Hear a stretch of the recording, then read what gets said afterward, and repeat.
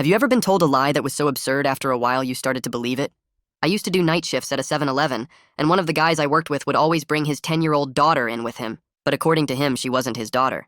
She was his cover for looking like a struggling middle-aged dad, while secretly being an undercover CIA agent gathering intel on an organized Swiss crime family. At first, it seemed like a joke.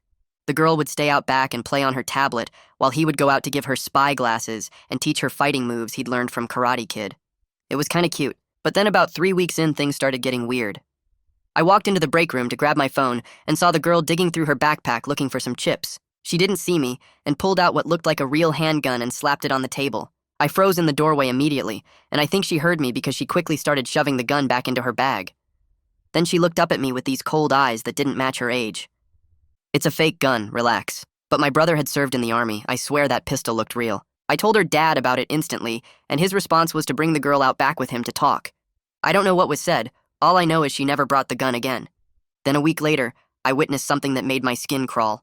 Victor, the undercover agent, suddenly tensed up while we were stocking shelves and started watching the parking lot intensely. Without saying anything, he reached into the cereal box display beside him and pulled out a knife he'd hidden there. He kept it low behind the counter. Hours later at 2 a.m., this well-dressed guy wearing an expensive suit walked in. Even stranger, he didn't buy anything, just walked straight up to Victor and said something in Swiss German. Victor responded fluently while clutching the handle of the blade under him. They went back and forth for maybe 30 seconds, completely calm, before the man finally bought a slushie and left. Victor wouldn't look at me for the rest of the shift and barely said 2 words. Starting the next day, Victor disappeared for 3 shifts straight. No calls or texts or anything. But here's the thing that really messed with my head. His daughter still got dropped off each night by an unmarked black sedan. Different driver each time who'd walk her to the door and watch her go inside. When I asked her where Victor was and why she was here alone, she just said, "Dad's sick and I'm not supposed to say." I was tempted to call CPS, but Victor would personally call me sounding ill. He explained that he didn't want his daughter at home around him to pass on the illness. I didn't buy it. Either way, on the 3rd night without Victor, this man I'd never seen walked into the store at 1 a.m. The 10-year-old girl saw him through the security monitor and immediately ran out from the break room. They talked right there in the chocolate aisle, and she kept glancing back at me while they spoke in Swiss German. At one point, she subtly glanced at me. The man turned slightly to half stare for a few seconds before leaving without buying anything. I was seriously creeped out, and the next day, my apartment got broken into while I was at my day job. Nothing was stolen, but someone had searched through everything. My drawers were pulled out and my closet was ransacked. They left a note on my kitchen counter written in German. I brought the note to work that night and Victor was finally back. When I showed him the note, his face went white. He asked me exactly what happened, and when I told him about the man visiting and showed him the camera footage, his expression shifted to pure rage. Victor stormed into the break room where the girl was playing her game. Through the security camera, I watched him yelling at her. He was gesturing wildly and she kept shaking her head. After about 5 minutes, he came back out looking shaken. "You need to lay low," he said. "They think you're involved now." "Who's they?" His mouth suddenly shut. "It doesn't matter. What matters is, I joked too much about the CIA thing, and now the wrong people think you're part of the operation." The girl came out and interrupted us. "Tell him the truth, Dad." Victor snapped at her. "Not yet," in this voice I'd never heard him use. He grabbed my shoulders and made me promise that after tonight's shift, I'd quit and find a new job. I figured I'd just listen to him. Later that night, I found myself taking out the trash for the last time as a 7-Eleven employee, when suddenly, the same Swiss man came back. And he had 2 other guys with him. They cornered me outside. One grabbed my shoulder while another asked if Victor ever mentioned Zurich. I played dumb and said I just worked here and he'd never said a thing. The main guy leaned in close and said, "We'll be back tomorrow. 7 p.m., have better answers."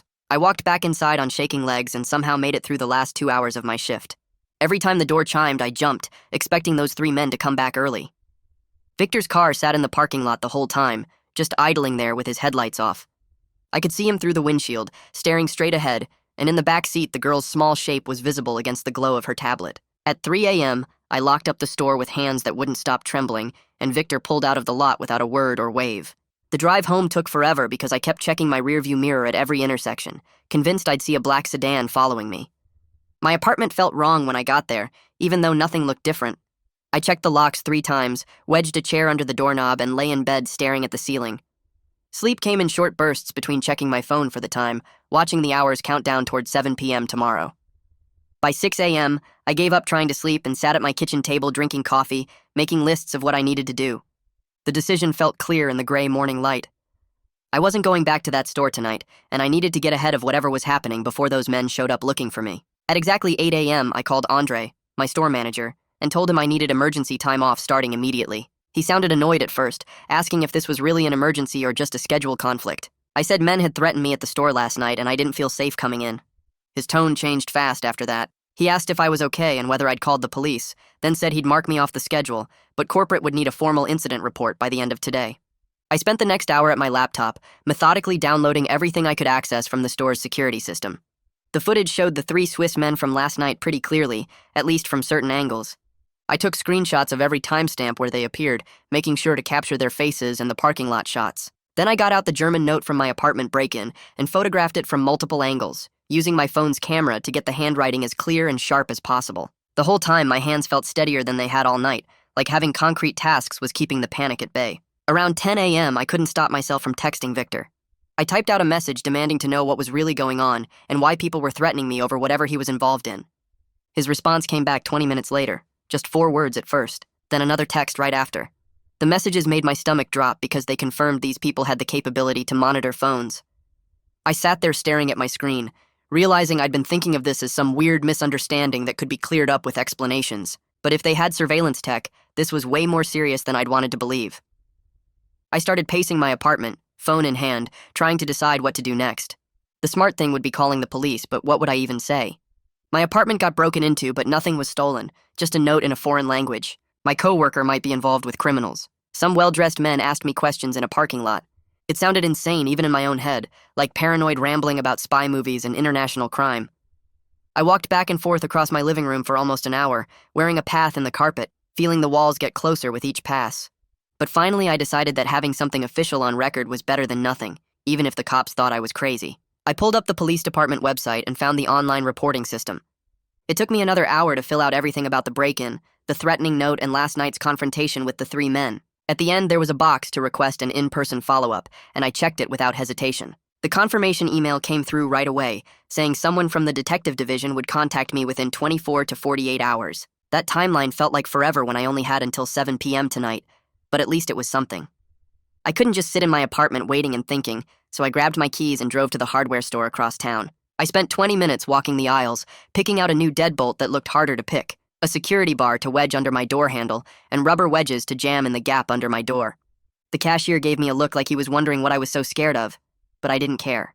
Back at my apartment, I spent 2 solid hours installing everything, following YouTube videos on my phone, and making sure each piece was as secure as I could get it. The physical work felt good, gave my hands something to do besides shake. When I finished, the door felt more solid and I felt slightly less like a sitting target. My phone rang in the afternoon and Andre's name popped up on the screen. He said corporate had heard about the incident and they needed my formal report for their records and insurance purposes. I sat down and spent the next hour writing everything out in the most boring, factual way possible.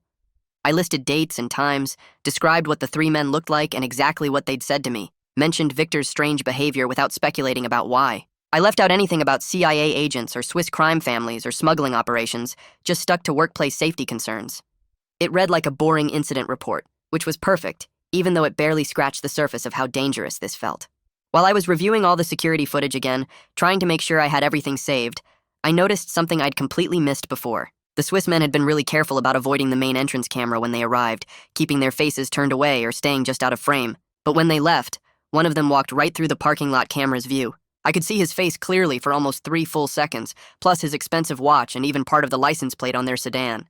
These guys were professional, but not perfect, and that one small mistake might actually matter if the police took this seriously. At 6 p.m., my phone rang from a number I didn't recognize, and my heart stopped for a second until a woman's voice came through. She said her name was Detective Phil Dougherty, and she'd reviewed my online report from this morning. Her tone was professional and calm, not dismissive or skeptical like I'd feared. She said she wanted to meet with me in person tomorrow morning at 9 a.m. at the police station and asked me to bring the physical note and any video files I had.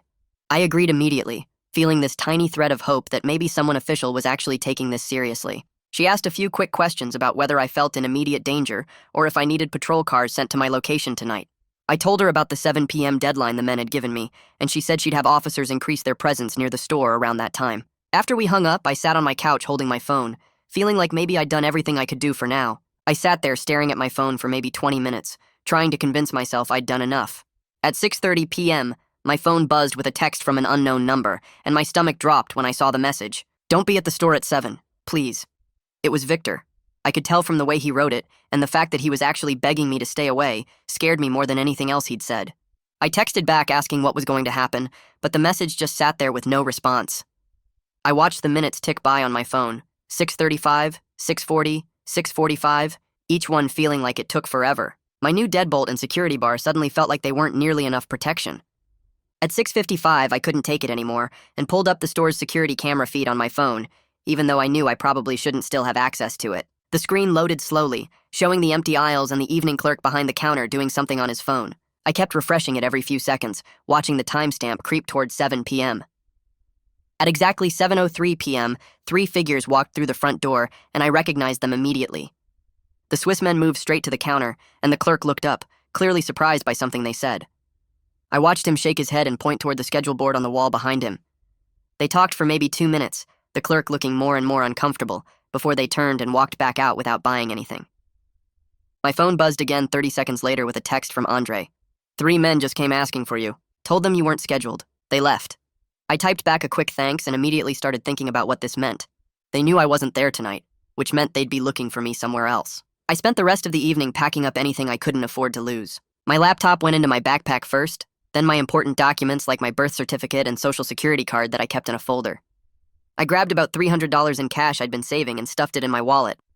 I called Raphael, this guy I knew from my day job who I'd helped move furniture a few months back, and asked if I could store some stuff at his place for a while.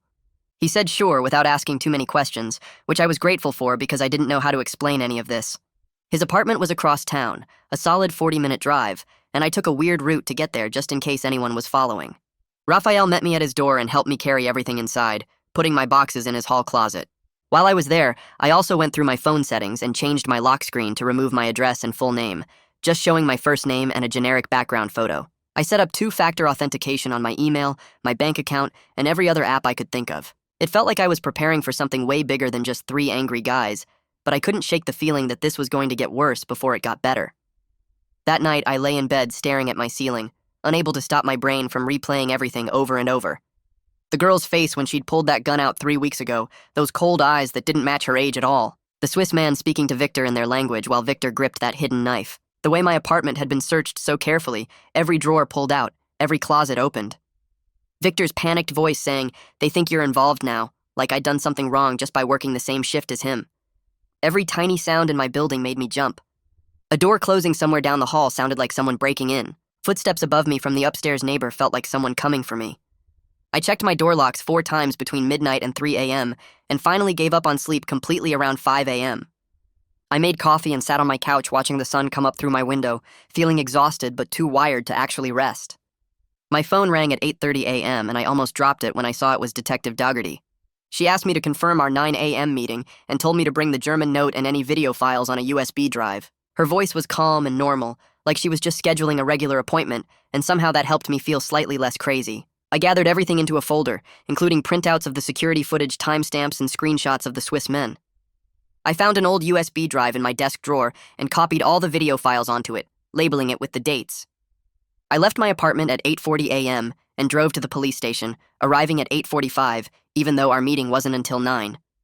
I sat in my car for a few minutes, clutching my folder, trying to organize my thoughts about how to explain everything without sounding paranoid or insane. The interview room was small and plain, with just a table and 3 chairs. Detective Dougherty sat across from me with a notepad and went through everything in order, asking me to start from the beginning. I told her about working with Victor for several weeks, about his weird CIA story that seemed like a joke at first. I described the girl and how she'd been there almost every shift, playing on her tablet in the break room. I told her about seeing the gun 3 weeks ago, about the well-dressed Swiss man who'd come in speaking German with Victor. I explained Victor's 3-day disappearance and how the girl kept getting dropped off by different drivers in unmarked sedans. I showed her the video footage of the apartment break-in timeline and gave her the German note in its plastic bag. I described being cornered outside by the 3 men and their threat about coming back at 7 p.m. Detective Dougherty took notes the whole time, occasionally stopping me to ask specific questions about dates or descriptions. She was skeptical about some parts, especially the CIA cover story, but she didn't act like I was making things up or wasting her time.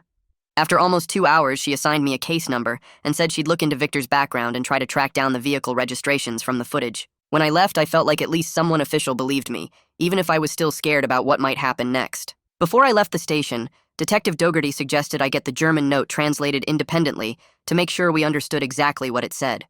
She wrote down the name Thea Raymond on a piece of paper and told me she was a German teacher at the community college who sometimes helped the police with translation work. I called Thea from my car and explained that Detective Dougherty had given me her name.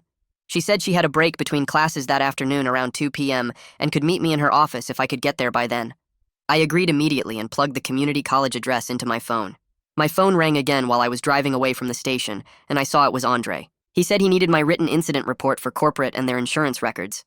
I pulled into a parking lot and opened my laptop, finding the document I'd written yesterday. I read through it one more time to make sure it was just the facts with no speculation about CIA agents or crime families, then emailed it to Andre and copied corporate HR. He sounded stressed when he called back to confirm he'd received it, and he mentioned that corporate was really concerned about armed men coming into the store asking for employees. There was this tone in his voice like he was asking without actually asking if I was bringing dangerous problems to the workplace. I could feel my job security slipping away, even though I was the victim in all of this, but I didn't know what to say to make it better. The drive to the community college took about 25 minutes, and I spent the whole time checking my mirrors. I took a complicated route with a bunch of extra turns just to see if anyone was following me. About 2 blocks from the college, I noticed a black sedan a few cars back that seemed to be matching my turns. My heart started racing, and I slowed down at a yellow light, watching in my mirror to see what the sedan would do. It suddenly turned off onto a side street and disappeared. Maybe I was being paranoid, and it was just someone going the same direction. Or maybe whoever was driving it was better at following people than I was at spotting them. Thea's office was on the 2nd floor of the language building, a small room with bookshelves covering every wall. She was probably in her 50s with reading glasses on a chain around her neck. I sat down across from her desk and pulled out my phone to show her the photos I'd taken of the German note. My hands were shaking as I handed her the phone, and she noticed, giving me a concerned look before focusing on the screen. She studied the note carefully for several minutes, zooming in on different parts and occasionally writing something down on a pad of paper. Her expression got more serious as she read, her eyebrows pulling together. She finally looked up at me and read her translation out loud. "Stop interfering. Zurich is not your concern. Who do you report to?" The words hung in the air between us, and I felt my stomach turn over.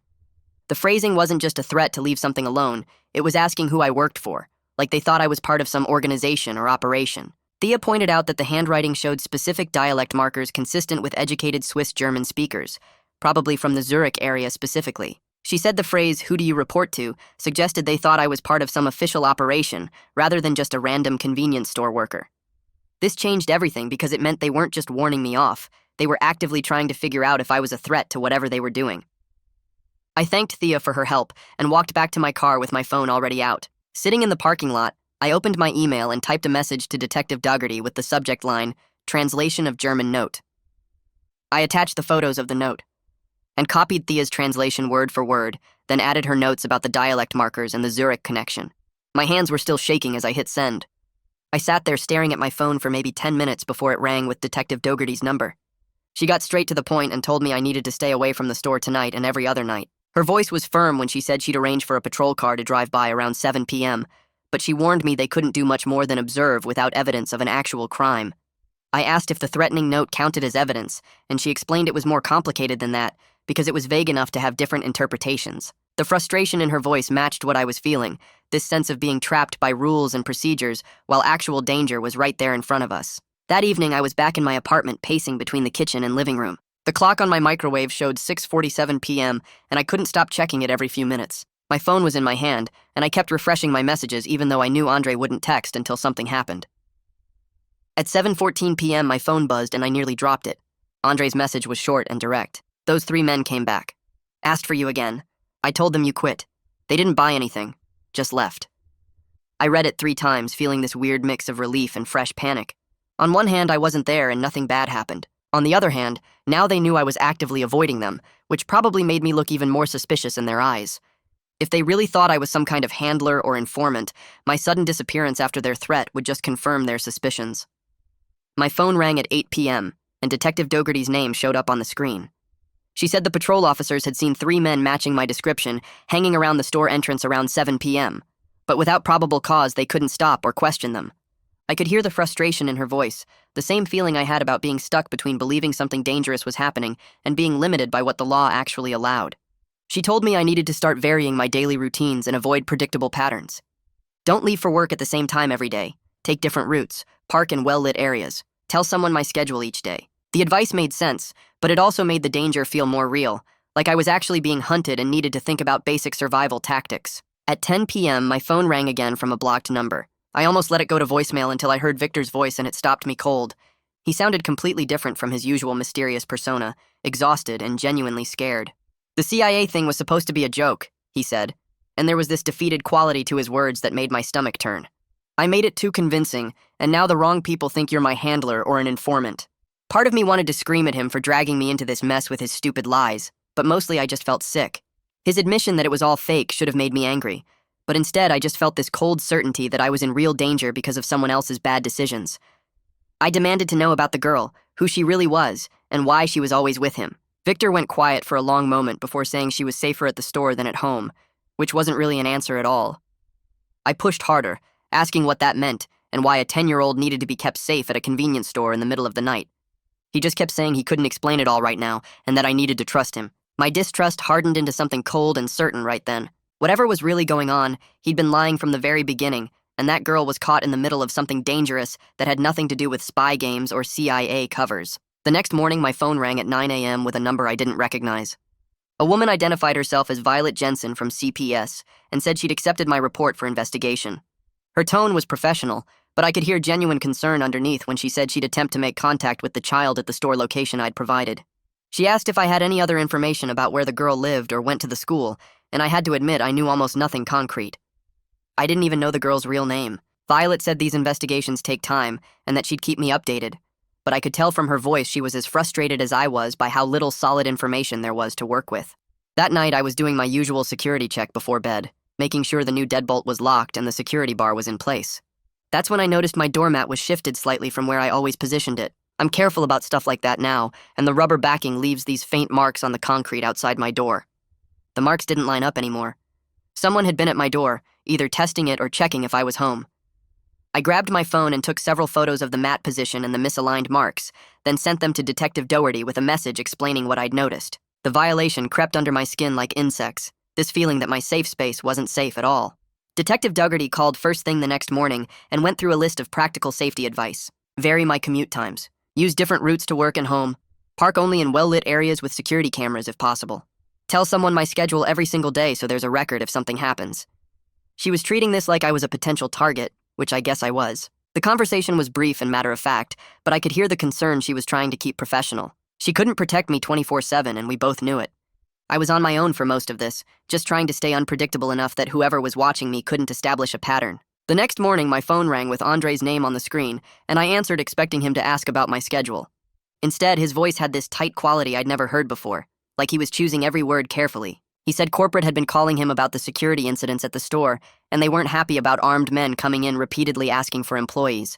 He talked around it for a minute before finally saying, maybe it would be best if I formally resigned instead of taking more time off. The way he said it made the meaning clear without him actually saying the words. I was a problem they wanted gone, and this was the polite way to make it happen. I told him I understood, and he sounded relieved that I wasn't going to fight it. After we hung up, I sat there staring at my phone feeling this weird mix of anger and acceptance because I was losing my job over something I literally stumbled into by accident. That afternoon, I drove to meet Thea at the same coffee shop near the community college. I brought the photo of the note again and asked her to explain more about the specific phrasing. She studied it for a minute, then looked up and said the phrase, "Who do you report to?" in this context, suggested they thought I was part of an organizational structure. She explained they weren't just threatening me or warning me off, they were actively trying to figure out if there was a bigger operation they needed to worry about. Which meant every time I denied knowing anything or claimed I was just a store clerk, it probably sounded exactly like what an undercover agent would say. The more I insisted I wasn't involved, the more suspicious it made me look.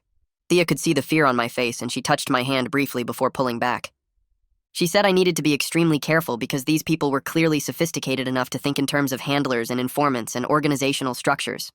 When I got home that evening, I opened my laptop and started drafting a formal resignation letter. It felt surreal to be writing it, losing my job over something I had zero control over.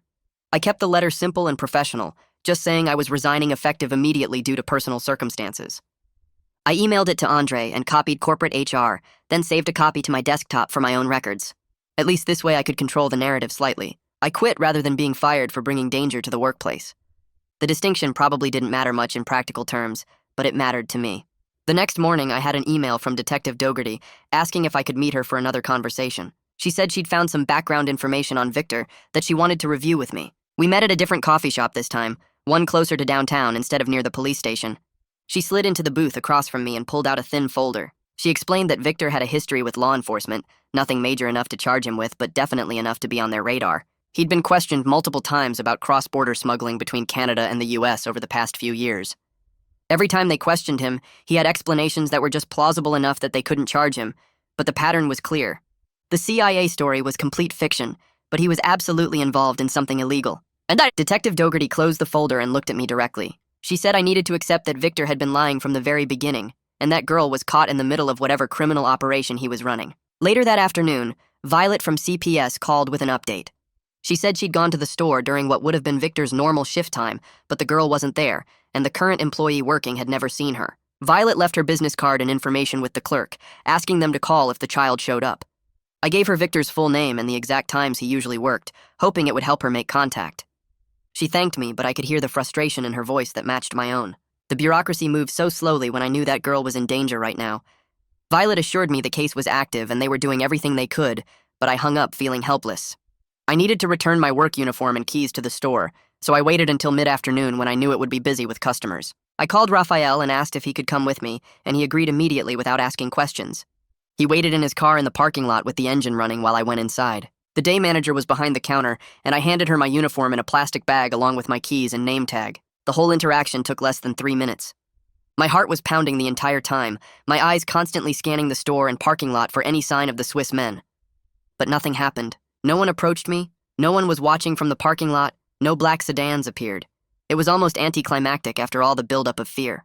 As I was leaving through the back hallway toward the employee exit, I nearly collided with the girl coming out of the bathroom. We both froze in place, and for a moment neither of us moved or spoke. Then she quickly pressed a folded piece of paper into my hand and whispered, "Don't be home tonight," before hurrying past me toward the break room.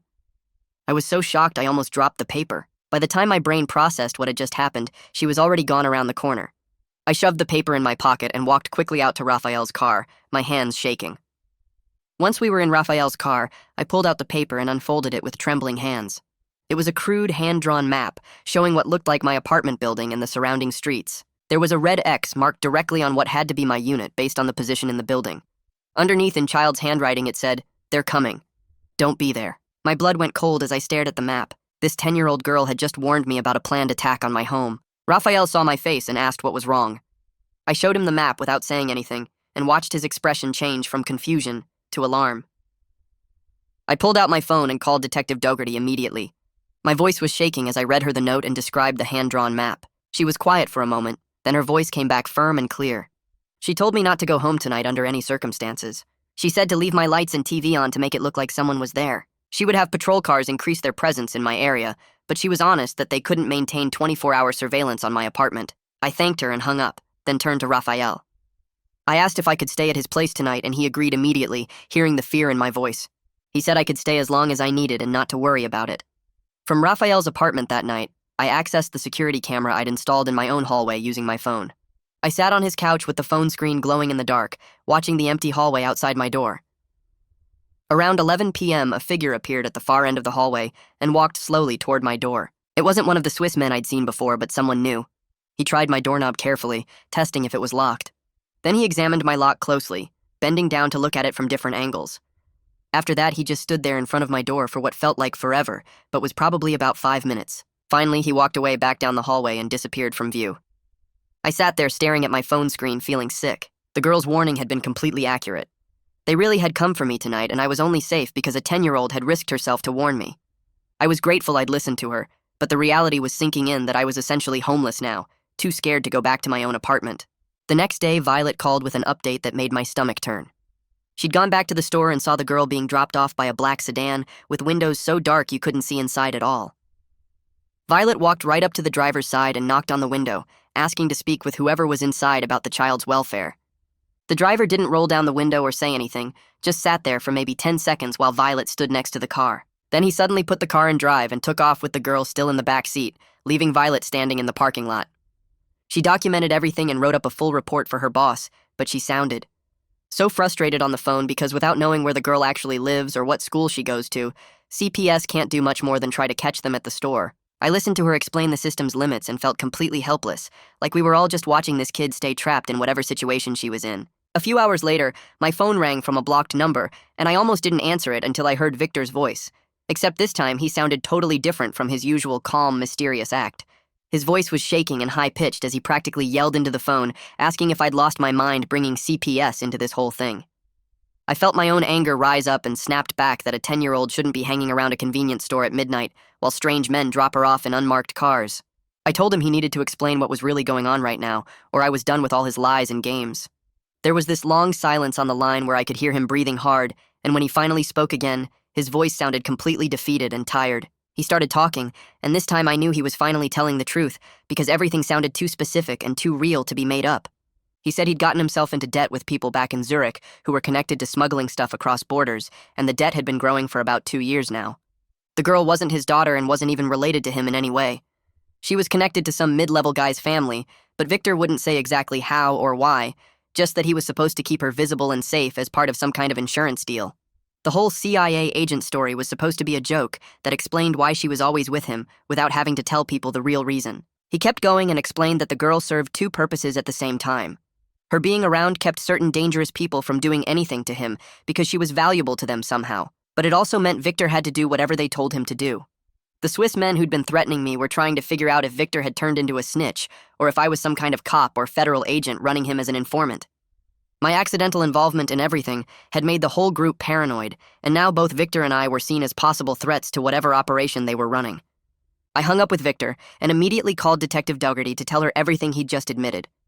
She listened carefully while I repeated all the details about the Zurich debt and the smuggling connections and the girl being used as leverage. When I finished, she was quiet for a second before speaking in this very firm voice, telling me absolutely not to try any kind of rescue mission or intervention with the girl. She said this was now possibly an interagency case involving child trafficking or exploitation, and she needed to make referrals to federal investigators who handle that kind of thing.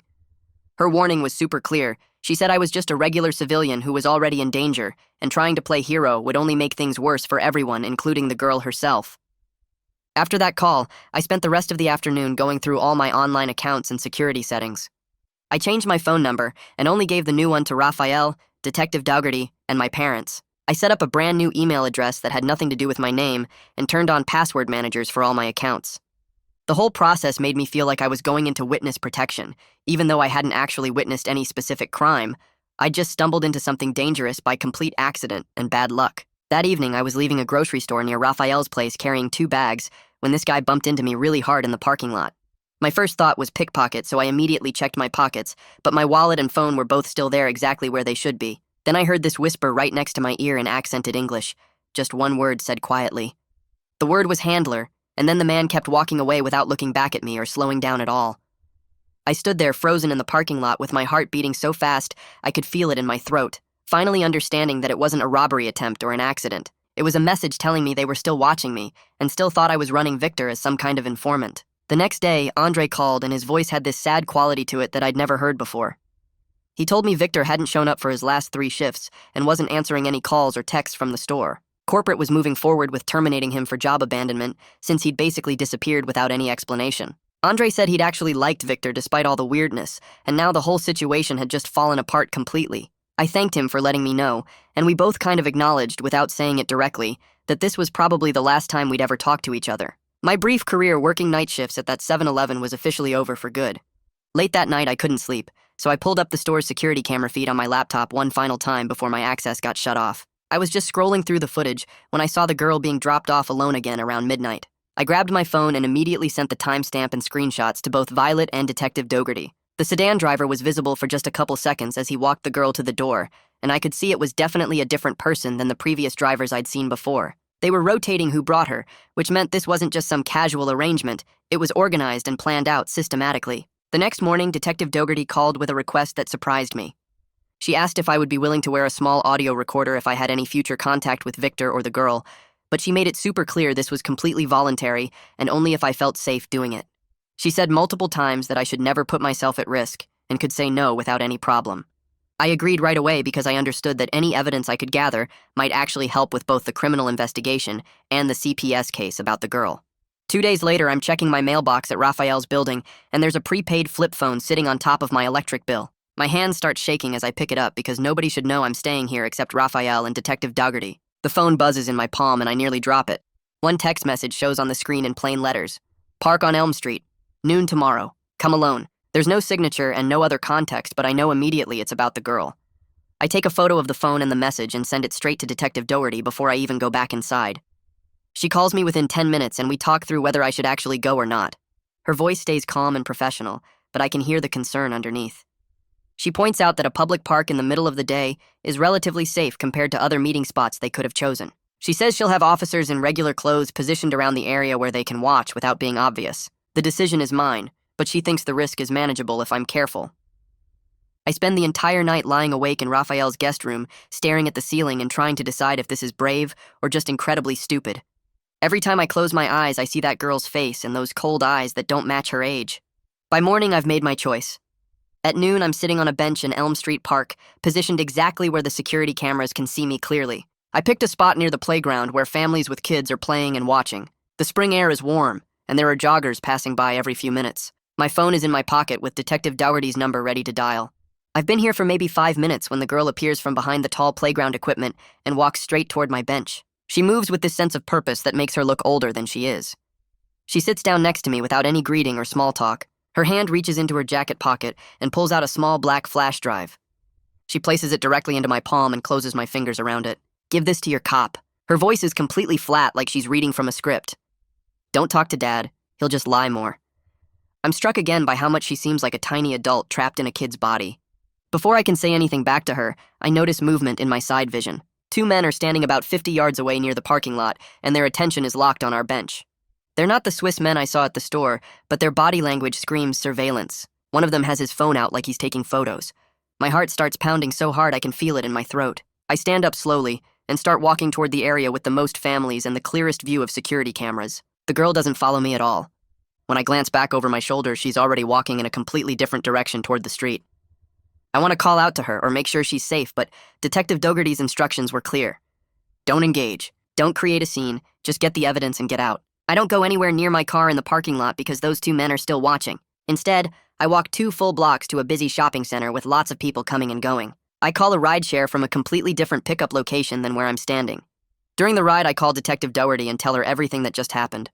My words come out fast and jumbled, but she stays patient and asks clarifying questions. She tells me to come directly to the police station right now.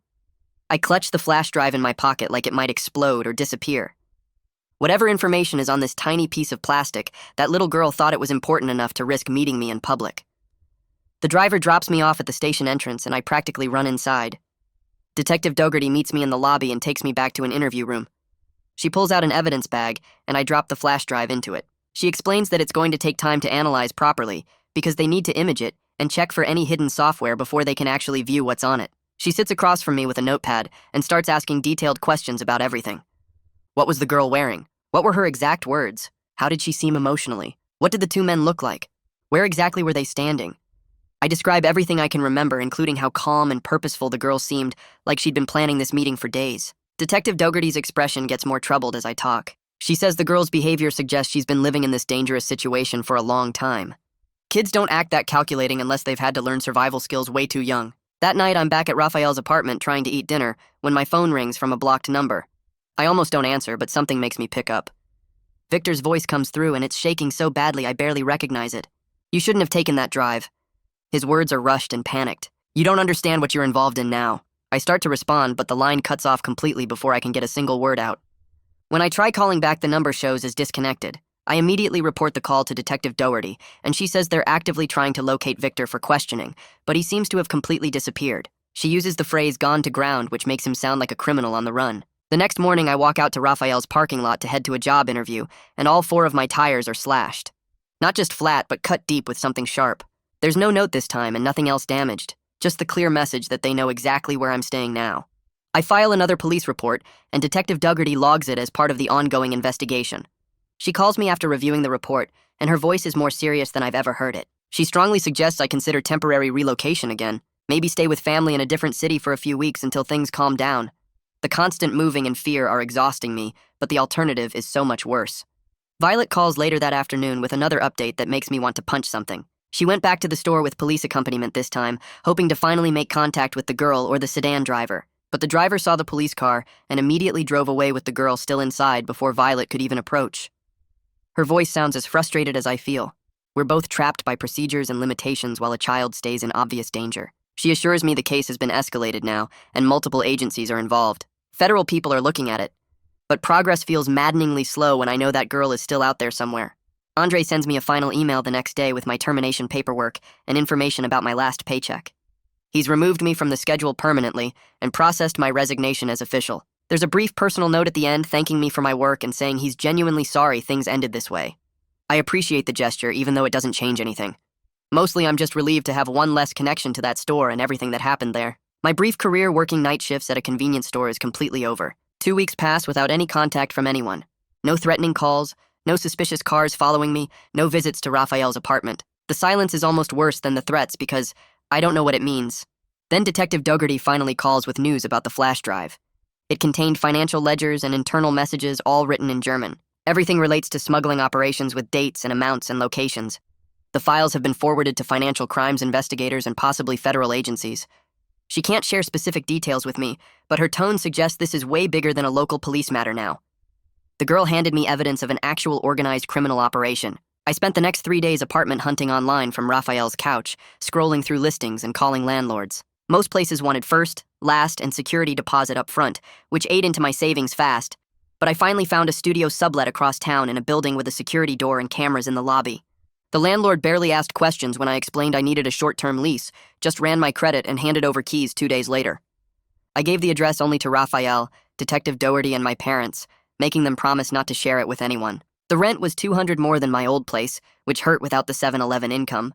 But sleeping through the night without jumping at every sound seemed worth the cost. Moving took a whole weekend using Raphael's car and another friend's pickup truck. I packed everything into boxes and bags, checking my mirrors constantly during each trip between apartments. I varied my routes every time, taking different streets and highways, doubling back occasionally to make sure no one followed. By Sunday night I was exhausted but settled into the new place, with new locks installed and my go bag packed in the closet just in case. The building felt safer with its security system and other tenants around, not like my old isolated apartment where anyone could lurk outside my door. I started job hunting the next week, applying to warehouses and retail stores and anywhere that didn't require night shifts. The thought of working overnight again made my stomach turn, remembering those hours at the 7-Eleven when everything went wrong. After a month of interviews and rejections, I finally got hired at a small warehouse across town that handled electronics distribution. The pay was lower than the convenience store, almost $2 less per hour, but the schedule rotated every week between morning, afternoon, and evening shifts. My new boss explained they like to keep workers flexible, which meant I'd never have the same hours 2 weeks in a row. The unpredictability actually made me feel safer since anyone trying to track my patterns would have a harder time. My coworkers were mostly quiet guys who kept to themselves, loading boxes and scanning inventory without much conversation. I didn't mention anything about my situation, just showed up on time and did my work. To them, I was just another warehouse worker trying to pay bills, which was exactly what I wanted. 6 weeks after I handed Detective Dougherty that flash drive, she finally called with an update. Her voice was careful and measured as she explained that federal agents running a parallel investigation had made one arrest on smuggling charges, though she couldn't share details about who or what specific charges. The larger group seemed to be lying low, or possibly moving their operations elsewhere, which meant the immediate pressure had decreased somewhat. She emphasized this didn't mean I was completely safe or that I should let my guard down. I still needed to vary my routines, check my surroundings, and maintain the security measures I'd put in place. The call left me feeling slightly relieved, but also frustrated that there wasn't more concrete information about what happened to Victor or the girl. One evening about a week later, my phone rang from a blocked number. I almost sent it to voicemail, remembering all the threatening calls before, but something made me answer. There was silence for a few seconds, just breathing on the other end, and I was about to hang up when a child's voice spoke. She just said 2 words, "Thank you," and then the line went dead before I could respond. I stood there staring at my phone, my hands shaking slightly, hoping desperately it was the girl, and that she was somewhere safer now. I immediately called Detective Dougherty and reported the call, but she said there was no way to trace a blocked number or confirm who it was. Still, I chose to believe it was her, that my stumbling involvement had somehow helped get her out of that dangerous situation. Raphael noticed I wasn't handling things well despite the decreased threat level. I was still jumping at loud noises, checking my locks multiple times before bed, taking different routes home from work every day, even when it added 20 minutes to my commute. He suggested I talk to someone professional about everything that happened, and I finally admitted he was right. I found Harlow Bentley through my insurance network, a therapist who specialized in trauma and anxiety disorders. Our first session was awkward, as I tried to explain the whole bizarre situation without sounding paranoid or crazy. I told her about Victor's fake CIA story, the girl with the gun, the Swiss men, the break-in, the threats, all of it spilling out in a jumbled mess. Harlow just listened carefully, taking occasional notes, and when I finished, she didn't seem fazed at all. She said what I was experiencing, the constant checking and anxiety and difficulty trusting people, was a completely normal response to abnormal circumstances. Over the next 2 months, I worked with Harlow on managing what she called hypervigilance. We practiced breathing exercises and grounding techniques for when the panic hit. She helped me understand the difference between reasonable caution and obsessive checking, though the lines still felt blurry sometimes. I still kept that go bag packed in my closet with cash, copies of documents, and a change of clothes, and Harlow said that was fine if it helped me feel prepared. I still checked my mirrors obsessively when driving and varied my routes home from work. But gradually, the panic attacks became less frequent, dropping from multiple times per week to maybe once every 2 weeks. I had whole days where I didn't think about Swiss men or German notes or that little girl's cold eyes staring at me across the store. The progress was slow but real. 3 months after everything started, I was driving to Raphael's place for dinner, and my route took me past the old 7-Eleven. I hadn't been on that street since I quit, deliberately avoiding it. But this time I was running late, and it was the fastest way. The store looked completely ordinary in the evening light, just another convenience store on a commercial street with cars pulling in for gas and snacks. Through the window, I could see a new clerk behind the counter, some young guy I didn't recognize, ringing up customers like nothing had ever happened there. The parking lot was empty of black sedans, no well-dressed Swiss men, no little girl with a tablet sitting in the break room. The building looked smaller and more mundane than it did in my memory, and I realized how much my perception had been shaped by fear and danger. It was just a regular store again, nothing special or threatening about it. I'm doing better now, though better is relative and some days are definitely harder than others. I'm more careful than I used to be, more aware of my surroundings when I walk to my car or enter my building. I trust my instincts quicker when something feels wrong, like when someone stands too close or a car seems to follow the same turns I make. The situation never got a neat resolution with all the answers I wanted. I don't know exactly what happened to Victor or whether he's in jail or hiding or dead. I don't know where the girl ended up or if she's actually safe or just in a different dangerous situation. I don't know if the Swiss operation was actually disrupted by the flash drive or if they just moved their business elsewhere. But I'm alive. I'm employed at a job that pays my bills, and I'm slowly learning to sleep without checking the locks 3 times before bed. That's not the ending I would have chosen if I could write my own story, but it's the one I got, and I'm learning to accept that sometimes survival and small improvements are enough. That's my version, but I already know half of you have better takes. Drop them in the comments so we can keep the discussion going. I'll be reading through them later, like always. You guys make this channel what it is.